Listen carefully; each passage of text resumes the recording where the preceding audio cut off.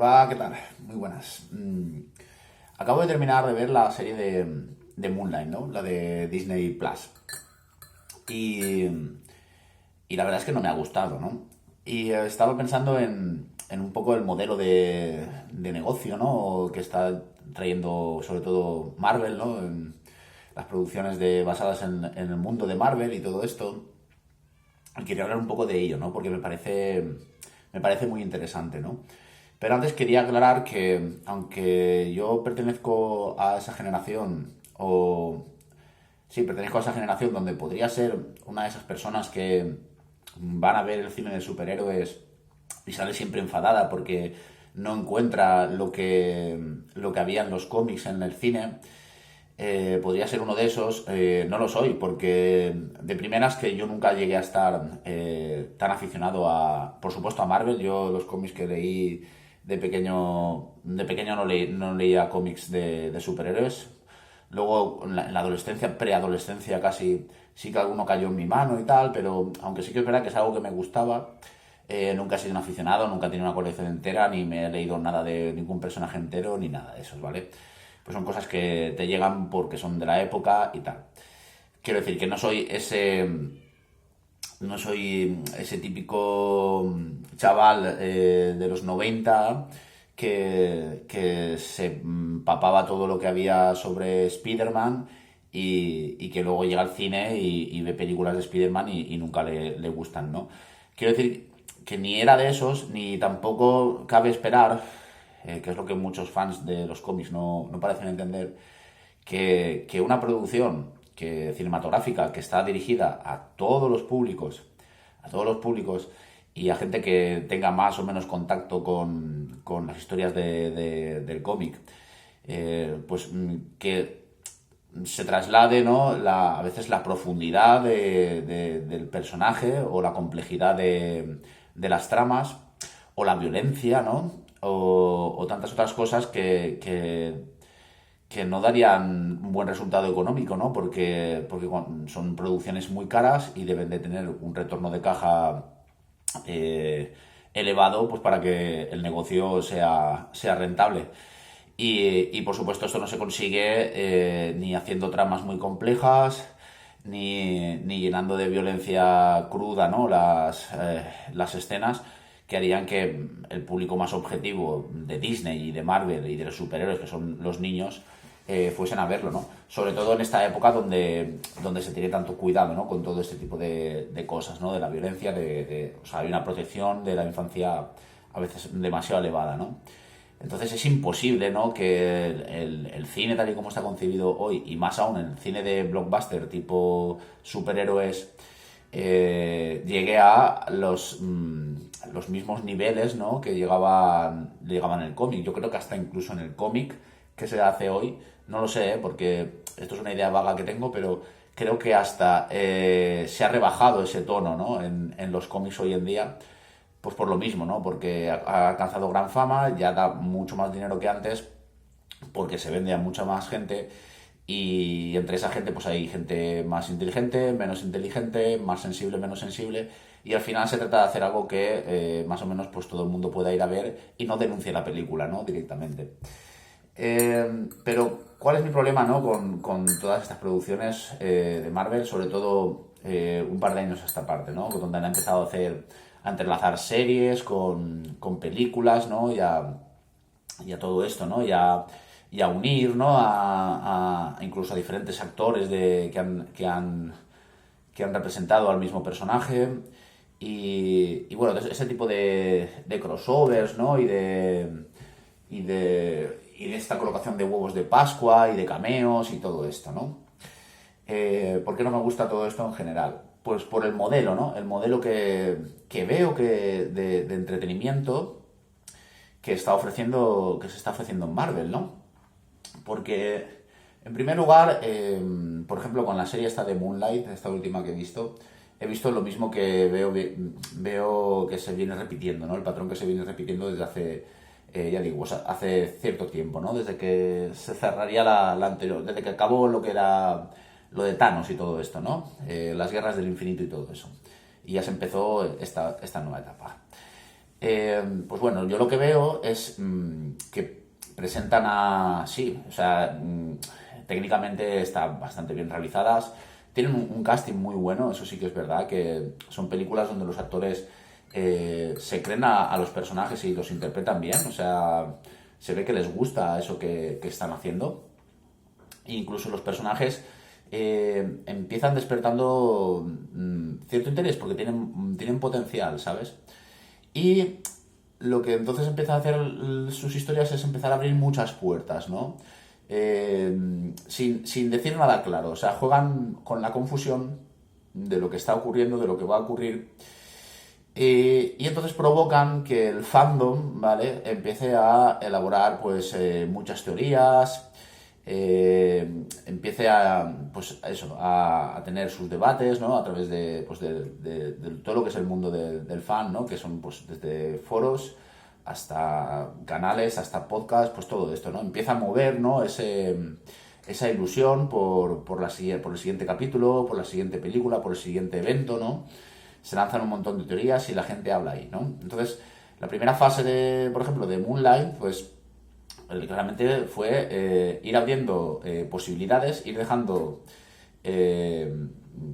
temas por tocar, ¿no? O sea, temas así presentados que parece que van a tener un desarrollo, que parece que todo va a ligar como de una forma magistral, ¿no? En los primeros capítulos tú estás preguntando, hostia, ¿por dónde van a salir, no? ¿Qué va a ocurrir aquí, no? Te tienen confundido. Entonces, te van lanzando sorpresas y aunque las sorpresas ya no empiecen a ser muy coherentes entre sí y, y pasado el ecuador de la serie, tú te des cuenta de que todavía no sabes muy bien por dónde va eso y tal. Claro, como no dejan de lanzarte sorpresas y sorpresas, pues y cambios y giros de guión y todo esto, pues el público se mantiene en una ficción de que ahí está pasando algo importante y algo que está muy chulo, ¿no? Porque no sabe lo que va a ocurrir, ¿no?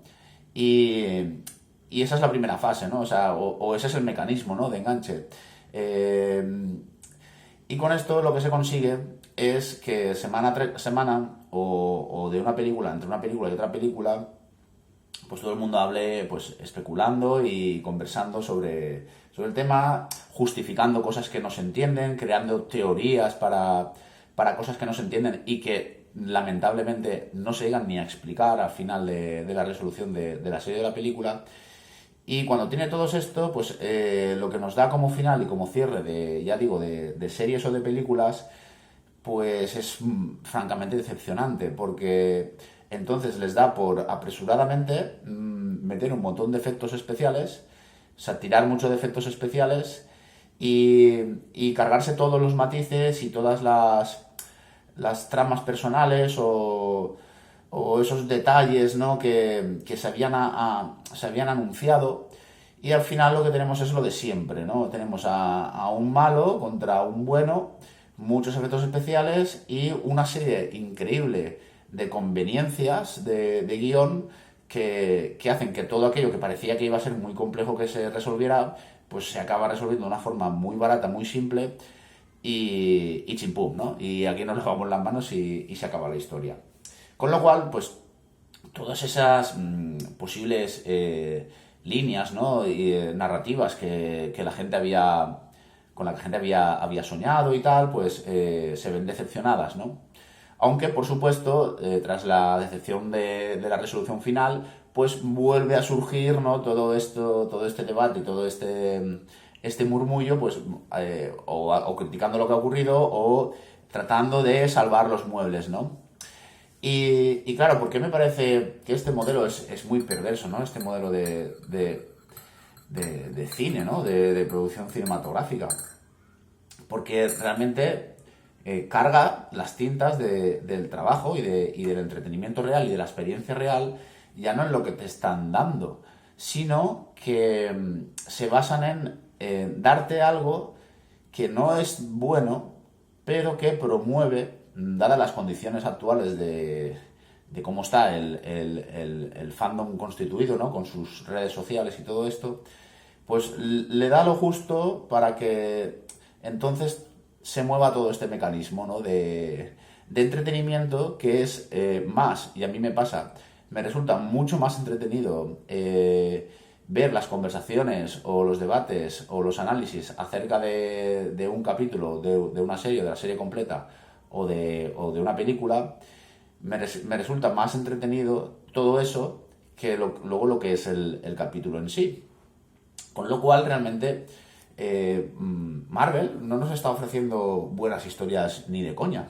Nos está ofreciendo unas historias que se dedican a sugerir todo este debate y todo este análisis, que es donde está realmente la mayor parte del entretenimiento y de las horas de entretenimiento que se pueden sacar de todo esto de Marvel. Con lo cual, tenemos que el negocio lo hacen ellos, pero el trabajo, o sea, el trabajo de generar ese entretenimiento y esa ilusión, y incluso de justificar grandes cagadas, pues no lo da el guión, ni lo da la película ni la serie, sino que lo hacen los propios aficionados que lo ven y que se reparten en bandos, ¿no? Siempre a favor o en contra de unas teorías o de otras, y donde está realmente la carnaza, ¿no? Donde está la carnaza. Pero realmente, lo que es en sí el valor de lo que acabamos de ver, pues es muy mediocre, porque no hay un desarrollo normalmente, salvo alguna excepción, de personaje realmente potente, ¿no? Que uno llegue a descubrir, ¿no? Unas profundidades del alma, ¿no? Del alma humana en ese personaje en concreto. Siempre son, pues, el mismo tipo de conflictos, ¿no? Muy estereotipados y que ni siquiera se desarrollan, ¿no? Pues lo típico de saber que alguien tuvo un problema con sus padres o pues eso, ¿no? Que tuvo los típicos traumitas, ¿no? Pues se presenta que el personaje pues tuvo un traumita o que tiene un traumita, y ya se deja a la cultura popular o al acervo popular pues entender que ese traumita lo que pueda generar, y ya está. O sea que al final casi todo el trabajo lo pone el espectador, ¿no? Porque la serie en sí o la película en sí no ofrece mucho. Más allá, pues eso, de los efectos, la acción y todo este tema que yo detesto tanto, que es causar la impresión del público, pues ya digo, con giros de guión repentinos, que sí, te sorprenden, pero es que hacer un giro de guión, pues es muy, muy, muy fácil, ¿no? Hacer un giro de guión, pues es simplemente cambiar rápidamente las reglas de juego, pero si esto no atiende a un plan realmente bien ejecutado, a un plan maestro, pues esos giros de guión pues no llegan a nada, sino que son volantazos y nada más. Y luego todo el tema este de los cameos y de introducir huevos de Pascua y todo eso. A ver, pues es poner más carga todavía sobre el espectador. Porque cuando tú haces algo, una obra, la diriges al público y esa obra tiene que tener un valor, digamos, intrínseco, ¿no? Por lo que en el contenido que ella tiene.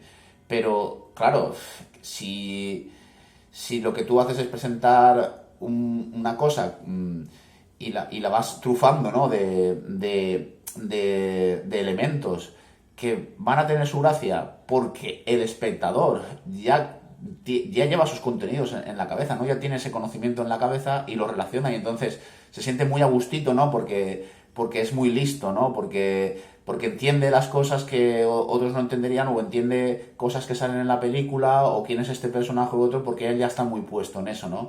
Y entonces se siente satisfecho y dice, oh, qué grande, ¿no? Es esto que estoy viendo. Pero no es grande, o sea, es súper, súper barato y es súper vago, ¿no? Y además es que tiene las patas muy cortas, y ya le está pasando, yo creo, que a Marvel ahora mismo, ¿no? La última película de Spider-Man, eso era de verdad, eso era un desastre. Eso era un desastre como película, o sea, era casi una metapelícula, ¿no? Porque la gracia realmente de la película, o lo que más a la gente le gustó, era que había tres actores diferentes que habían interpretado a Spider-Man, interpretando a Spider-Man en la misma película, pero lo terrible es que sus personajes se relacionaban entre ellos no como diferentes Peter Parker, sino que se relacionaban entre ellos, y el guión que tenían era el de tres actores que saben que interpretan a Peter Parker, a Spider-Man, que están realizando una película y que tienen que explotar eso, ¿no? O sea, sus conversaciones no giraban tanto en torno a lo que estaba ocurriendo en la película, sino en torno a eso mismo, ¿no? Que eran tres actores que habían realizado varias entregas del mismo personaje.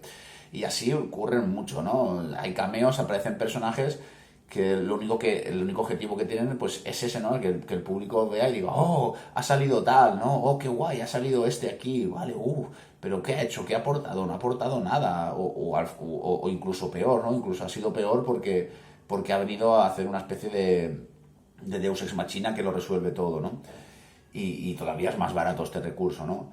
Y al final, pues como ya digo, tiene las patas cortas porque como tú no generas buen contenido, sino que se trata, no generas nueva trama nueva, nueva historia nueva, pues al final lo único que te queda es ir haciendo más uniones y cameos y colaboraciones entre unos personajes y otros, porque la gracia es esa, pero ya no aportan nada, ¿no? Ya no aportan nada y al final ya no sé lo que al final va a acabar siendo Marvel, ¿no? O sea, creo que ya pues cogerán a todos los personajes que les parezcan y harán un Battle Royale ahí, ¿no? Y ya que la gente diga, Dios mío, esto es lo mejor que he visto, ¿no? Es la mejor película de superhéroes de la historia porque los tengo a todos y se están dando de leches y esta es la mejor película de superhéroes de la historia, ¿no? Pues al final llegaremos un poco a eso. Y lo más perverso de todo todavía es que pese a que la calidad sea mala en cuanto a historias, en cuanto a narrativa, ¿no? eh, Pese a que lo que nos ofrezcan sea malo, el público de todo esto, pues en cierta medida estamos necesitados de ver lo próximo, porque ya no nos importa, o sea, lo que queremos es estar al día en la conversación posterior, ¿no? O incluso anterior, ¿no? De todas estas películas y series. Lo que nos mueve, ¿no? Es saber lo que ha ocurrido, es como algo del corazón, ¿no? Por así decirlo. O sea, queremos saber, queremos estar a la última porque así podemos hablar y podemos comentarlo, ¿no? Ahora en las redes sociales. Luego sí, más o menos es curioso, pero me recuerda un poco a lo que hace Telecinco, ¿no? Porque Telecinco genera o sea, hace programas en los que crea o descubre ciertos personajes, ¿vale? Llamativos y luego los utiliza en sus otros programas para cubrir, ¿no? La plantilla. Y entonces es como que se genera su propia. Es como una televisión autótrofa, ¿no? Que se genera su propio alimento. Pues esto es un poco más o menos lo mismo, ¿no? O sea, eh, yo voy generando mi propio alimento y voy generando, pues, voy generando que la gente quiera ver lo que yo presento, no tanto porque lo que yo presento sea de calidad, sino porque a la gente lo que le gusta es el chismorreo y luego pues poder hablar de lo que ha hecho este o de lo que ha hecho el otro, ¿no? Pues como ocurre en el corazón, ¿no? Que la gente, pues, no es que piense que la vida de este o del otro sea interesante o que sean personas modelos a seguir ni nada de eso. Eso no es tan así. O sea, la gente que critica a la gente que ve Corazón no se entera. O sea, la gente que ve pues cosas de Sálvame y eso no piensa que esas personas que salgan ahí pues sean figuras a seguir ni nada de eso. Los tienen como lo que son. Pero lo que les gusta es poder hablar con otras personas de eso, ¿sabes? De eso que han visto, tienen un tema de conversación. Pues lo mismo ocurre con Marvel. Marvel ahora ya lo que se está dedicando es a darnos temas de conversación y como lo deja todo tan abierto y siempre estamos esperando a lo próximo, pues vamos hablando, ¿no? Y lo que buscamos realmente nosotros es eso, es la conversación y el intercambio de ideas y todo eso es lo realmente entretenido que genera Marvel, pero curiosamente no es mérito de Marvel, sino que es mérito del público que tiene.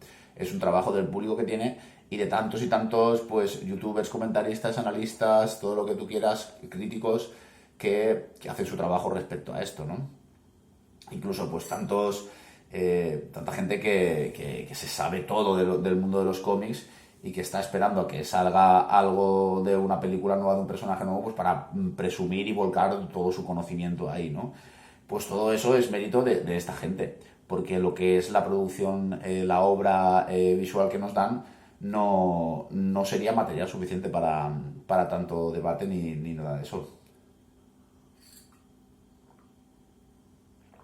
Así que sí, es un modelo pues de producción artística muy acorde con lo que con otros movimientos y otras realidades en otros campos del arte que hay, donde se observa este abaratamiento de la obra, por así decirlo, y ya no tanto o sea, ¿es un abaratamiento o es una visión muy, muy economicista, ¿no? Donde ya consigo un mayor retorno gracias a que mis trabajadores, o sea, gracias a que mis consumidores también trabajan para mí. Vale, eso sería.